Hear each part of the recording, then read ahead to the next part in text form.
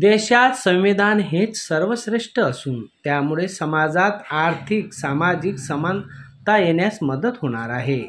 येत्या काळात वंचित घटकांच्या विकासासाठी संविधानाच्या मूल्यानुसार कार्य करणार असल्याची ग्वाही सर्वोच्च न्यायालयाचे सरन्यायाधीश भूषण गवई यांनी दिली।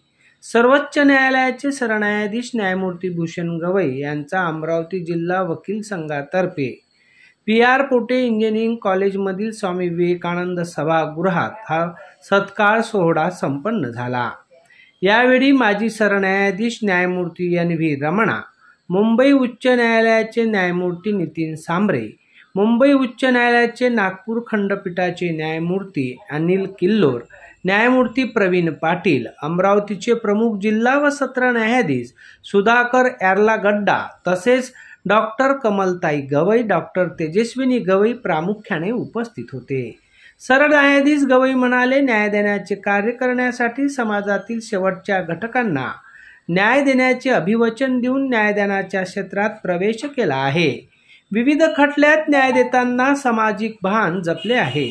न्यायाधीशांना न्याय देण्याचा अधिकार प्राप्त असतात, ते आपले कार्य आहे हे असे समजून कृती करणे अपेक्षित असल्याचे म्हटले। यावेळी न्यायमूर्ती भूषण गवई यांनी आपल्या बालपणाचा आणि संपूर्ण जीवनाचा जीवनपट प्रामुख्याने आपल्या भाषणातून व्यक्त केला। या प्रसंगी विविध क्षेत्रातील मान्यवरांसह बार काउन्सिल ऑफ इंडियाचे सदस्य advocate Ashish Deshmukh, bar council and गोवाचे सदस्य ॲडव्होकेट पारिजात पांडे, अमरावती वकील संघाचे अध्यक्ष तथा जिल्ह्याभरातील विधी तज्ज्ञ व विविध मान्यवर प्रामुख्याने उपस्थित होते। यावेळी 277 रक्तदात्यांनी रक्तदान करून त्यांची रक्ततुलाही करण्यात आली। कार्यक्रमात सरन्यायाधीश गवई यांच्या कारकिर्दीच्या विविध मान्यवरांनी आपल्या भाषणातून आढावा घेतला। यावेळी कार्यक्रमाचे प्रास्ताविक ॲडव्होकेट साहू आणि चिखले, ॲडव्होकेट परीक्षित गोनोरकर आणि सूत्रसंचालन अमोल मोरड यांनी केले। अध्ययन समाचार लाईव्ह अमरावती। संधीचे सोनं करून देण्यासाठी जी प्रत्येकाला संधी मिळाली त्याचे सोनं करून देण्यासाठी